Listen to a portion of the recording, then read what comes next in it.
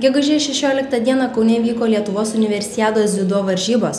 Vaikinų grupėje svorio kategorijoje iki 60 kg nepralenkiamas buvo VGTU studentas Ignas Petkevičius, iškovojęs aukso medalį.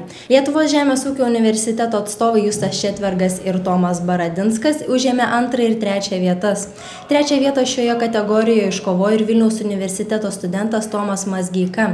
Svorio kategorijoje iki 66 kg aukso medalį laimėjo Mykolo Romerio universiteto sportininkas Saulius Gadišauskas. Sidabras atiteko VGTU studentui Ignui Giedraičiui.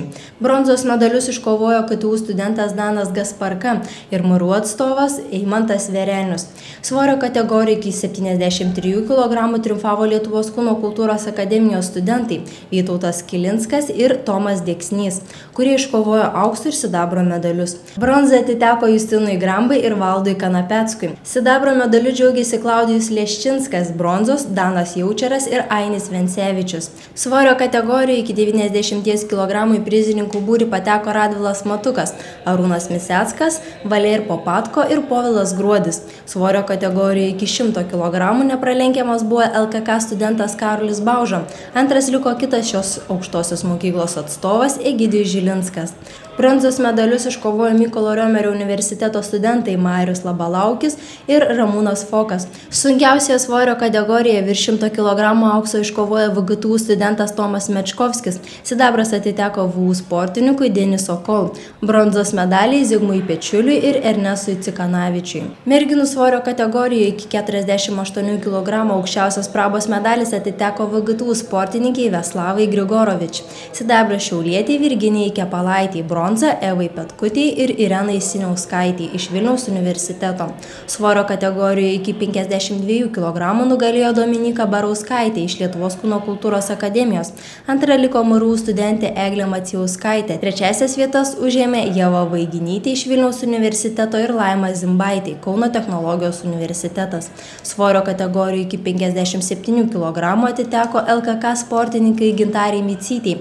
Antra liko VU studentė Rūta Aksionova, o trečiasias vietas iškovojo vėl LKK studentės Evelina Barisaitė ir Vestina Gerdauskaitė.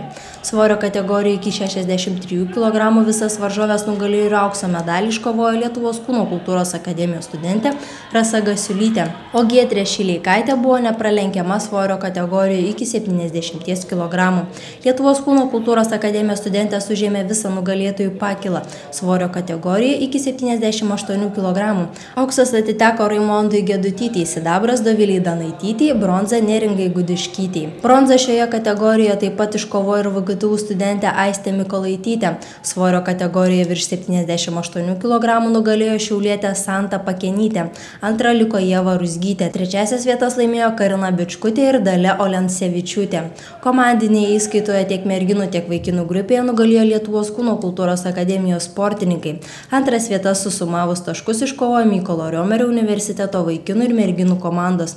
Trečią vietą vaikinų grupėje užėmė Vilniaus Gedimino technikos universiteto studentai, o merginų grupėje trečias liko Vilniaus universiteto studentės.